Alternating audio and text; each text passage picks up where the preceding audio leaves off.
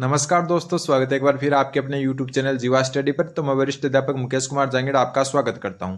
तो आज हम देखेंगे हिंदी की जो शिक्षण विधियां उनको, और आपको मैं बता दूं कि जो शिक्षण विधि आएंगी ना हिंदी में, वो आपके जो हिंदी 30 नंबर की आएगी उसमें से 10 नंबर की शिक्षण विधियां आएगी, ठीक है। और जो आप नॉर्मली पढ़कर भी आराम से कर सकते हो, और मैं अगर आपको जो क्लासेस लगाऊंगा ना, अगर वही पढ़ते हो ना आप, फिर भी आराम से जो है 10 में से जो है आप 8, 9 या हो सकता है 10 भी कर लो, ठीक है। बहुत ईजी होती है। और आपको मैं पहली क्लास जो है आप देख चुके होंगे, अगर नहीं देखे तो जो है मैंने प्लेलिस्ट बना रखी है अलग से, आप जो देख लें। और अगर पहली क्लास आपने शिक्षण विधियों की नहीं देखी है तो डिस्क्रिप्शन में लिंक भी दे दूंगा उसका, ठीक है। तो उसके बाद अपनी दूसरी क्लास आज शुरू होती है क्वेश्चन नंबर 20 से, कि भाषा का मुख्य तत्व कौन सा है। तो देखो भाषा के मुख्य तत्व कौन कौन से, तो आपके सामने ऑप्शन है अभिव्यक्ति, भाव एवं विचार, उपयुक्त दोनों या उनमें से कोई नहीं। तो देखो भाषा के तत्व होते हैं अभिव्यक्ति और भाव और विचार दोनों, यानी कि उपयुक्त सभी इसका सही उत्तर होगा। अभिव्यक्ति का मतलब है आप क्या विचार प्रकट कर रहे हो, क्या कर रहे हो, विचार को प्रकट कर रहे हो, तो वो भी एक भाषा का तत्व है। और भाव एवं विचार का मतलब है सिर्फ हाव भाव से, यानी कि एक प्रकार से संकेत कर रहे हो, और संकेत को भी जो है एक भाषा माना गया है। तो उपयुक्त दोनों इसका सही उत्तर हो जाएगा। एक बात और आप ध्यान रखना, जो आपका जो मतलब भाषा होती है उसका जो सीखने का एक जो आपका कर्म होता है वो होता है LSRW। ये जो शब्द है उसको आप पक्का जो है रट लें, पिछले वीडियो में वैसे मैं बता चुका। L मतलब होता है लिसनिंग, लिसनिंग मतलब सुनना, ठीक है। S मतलब स्पीकिंग, स्पीकिंग मतलब बोलना, ठीक है। R मतलब रीडिंग, रीडिंग मतलब पढ़ना। W मतलब राइटिंग, राइटिंग मतलब लिखना। अब आप बोलोगे कि इसमें क्या नया है, तो मैं बता दूं ये कर्म नया है। ये कर्म जो है पूछ लेते हैं कई बार कि भाषा के तत्वों का कर्म बताओ, तो सबसे पहले आता है सुनना, लिसनिंग, फिर स्पीकिंग यानी बोलना, फिर रीडिंग यानी पढ़ना, और फिर राइटिंग यानी लिखना। तो ये कर्म है, सुनना, बोलना, पढ़ना और लिखना। अगला क्वेश्चन, क्वेश्चन नंबर 21वां क्वेश्चन बोल रहा है व्याकरण शिक्षण की किस प्रणाली को विकृत रूप से सुगा प्रणाली भी कहते हैं। सुगा मतलब तोता, और तोता आपको पता है क्या होता है, रटने वाला होता है। रटने वाले का मतलब आपने वो बोलने वाला तोता सुना होगा, जो भी आप बोलते हो वो रिपीट करता है, ऐसा आपने फिल्मों में देखा होगा, वीडियोज में देखा होगा। तो जो सुगा प्रणाली है वो किस विधि को कहा जाता है, तो देखो वो होती है आपकी पाठ्य पुस्तक प्रणाली, ठीक है। इंपॉर्टेंट क्वेश्चन बनता है। पाठ्य पुस्तक प्रणाली में क्या होता है, बच्चा रटता ही है, ठीक है। तो वो एक प्रकार की सुगा या तोता प्रणाली कहलाती है। अगला क्वेश्चन, क्वेश्चन नंबर 22। देखो शिक्षण विधियां इतनी हार्ड नहीं होती है, आराम से कर लोगे। खास करके हिंदी की शिक्षण विधि इतनी हार्ड नहीं है, ठीक है। चैनल को सब्सक्राइब कर दें, और ये जो मटेरियल आपको चाहिए ना शिक्षण विधियां वगैरह, तो डिस्क्रिप्शन में लिंक दिया गया है, जाकर जो है जरूर जो है आप जो है टेलीग्राम ग्रुप को ज्वाइन कर सकते हो, वहां पर मैं आपको ये उपलब्ध करवा दूंगा। फिर किंडरगार्टन जो शिक्षण विधि है उसमें जो किंडरगार्टन शब्द है उसका अर्थ क्या है।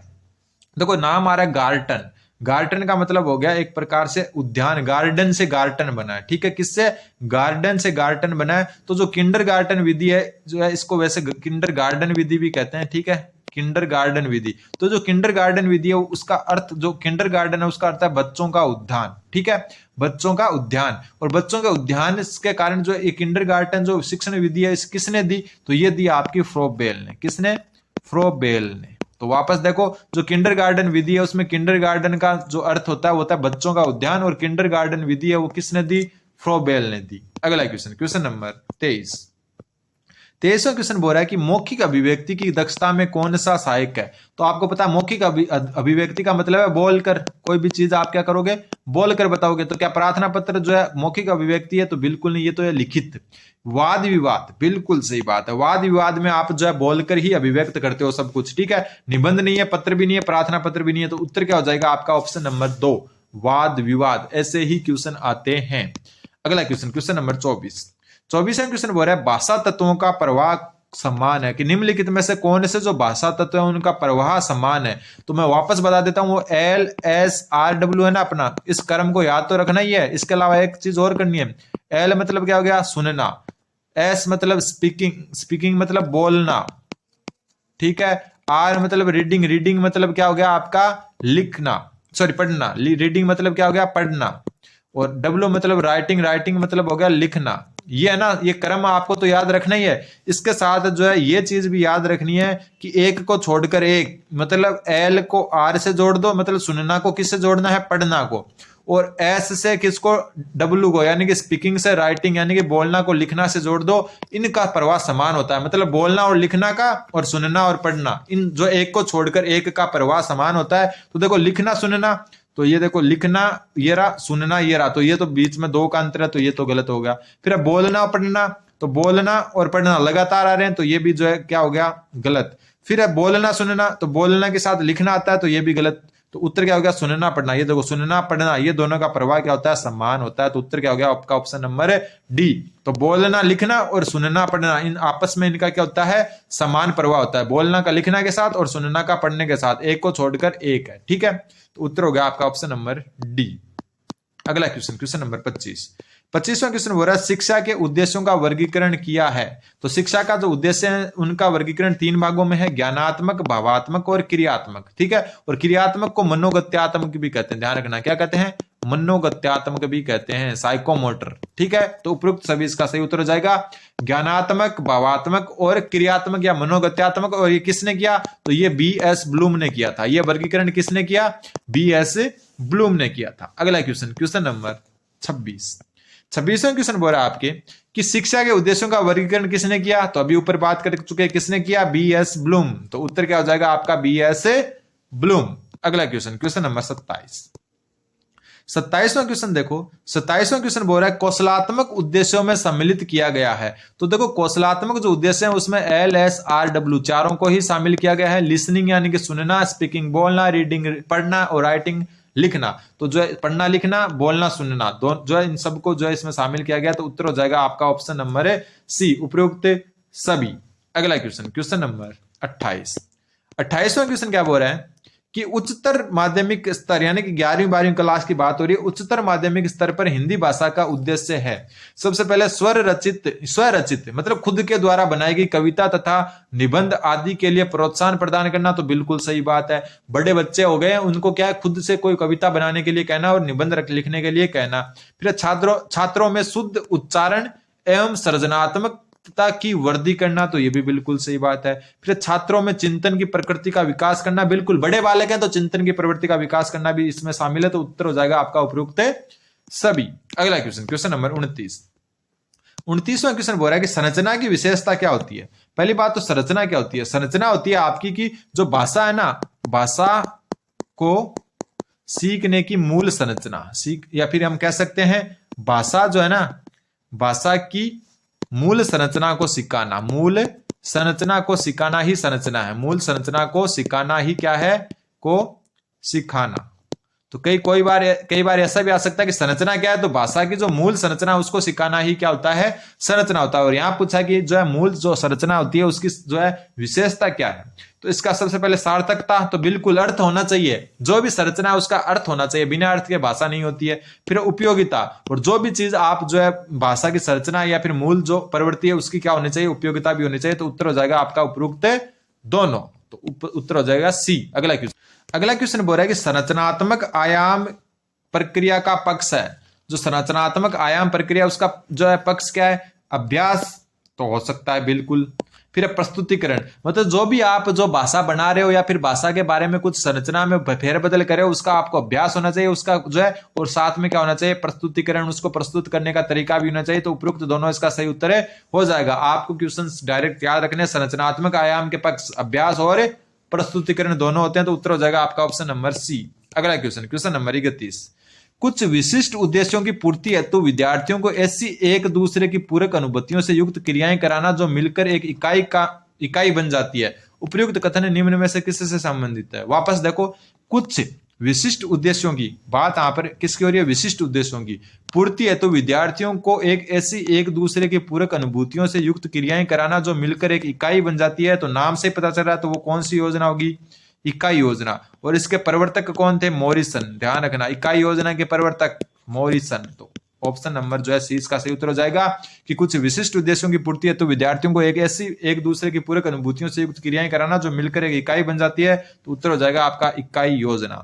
अगला क्वेश्चन, क्वेश्चन नंबर 32, अभ्यास की अवस्था में महत्व दिया जाता है।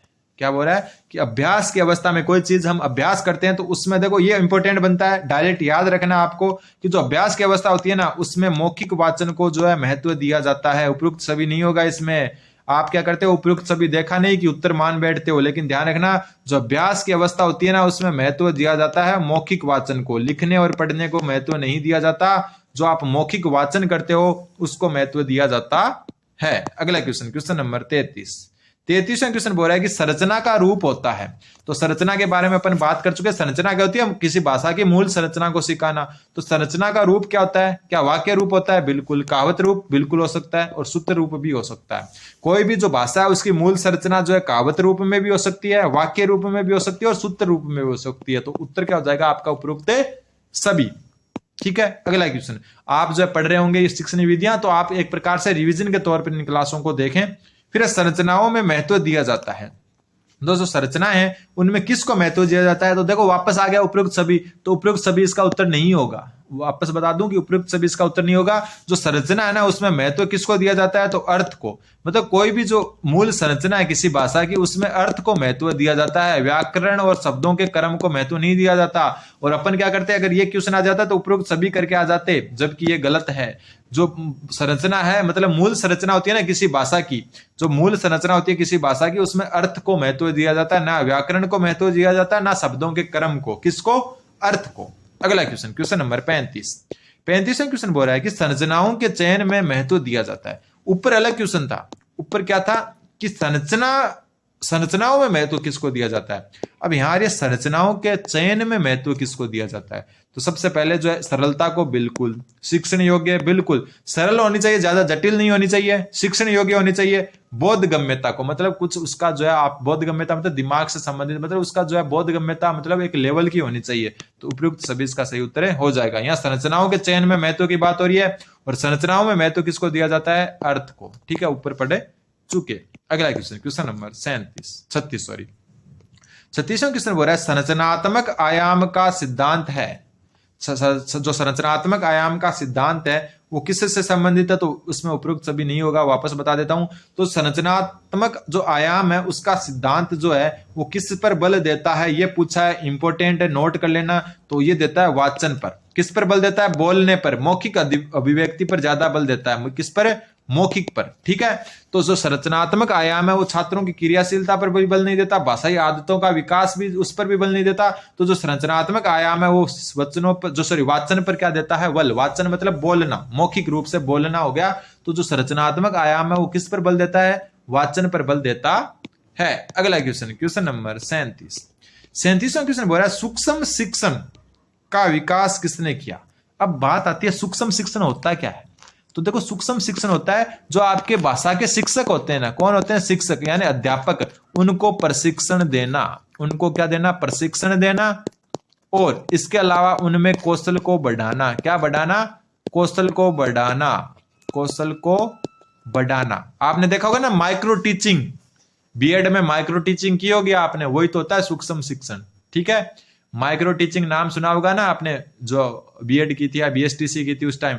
तो वही क्या होता है, सूक्ष्म शिक्षण होता है। तो सूक्ष्म शिक्षण क्या होता है, जो शिक्षक होते हैं उनका प्रशिक्षण देना और उनके कौशल को बढ़ाना। और ये जो है सूक्ष्म शिक्षण है, इसका विकास किसने किया, मतलब माइक्रो टीचिंग के जनक पूछ रहे हैं एक प्रकार से, तो उत्तर होगा आपका एलन ने। इंपॉर्टेंट क्वेश्चन बनता है, कौन सा इंपॉर्टेंट, कि सूक्ष्म शिक्षण जिसको कहते हैं माइक्रो टीचिंग, क्या कहते हैं, माइक्रो टीचिंग। और माइक्रो टीचिंग का जो विकास किसने किया, या फिर जो है कह सकते हो जनक कौन है, तो एलन है। ठीक है। और सूक्ष्म शिक्षण का जो उद्देश्य क्या होता है कि शिक्षकों को प्रशिक्षण देना और कौशल को बढ़ाना। अगला क्वेश्चन, क्वेश्चन नंबर 38।